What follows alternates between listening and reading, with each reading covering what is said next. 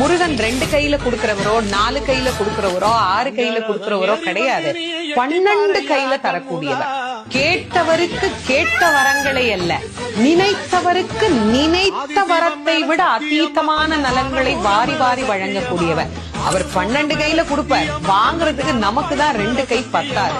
அப்பேற்பட்ட வள்ளலாக விளங்கக்கூடியவர் முருகப்பெருமான். அவர் வள்ளல்னா பக்கத்துல இருக்கிற அம்மா சும்மா கிடையாது, அவள் வள்ளி. இவர் 1 கொடுத்தா அந்த அம்மா 2 கொடுங்கன்னு பாலாம். அப்படி கணவனும் மனைவியும் போட்டி போட்டுக்கிட்டு நமக்கு கொடுக்க தயாரா இருக்கிறாங்க. வாங்குவதற்கு நாம் என்ன செய்ய வேண்டும்? அவரை நினைக்கணும். எப்படி நினைக்கணும்? அரை நிமிஷமாவது நினைக்கணும்.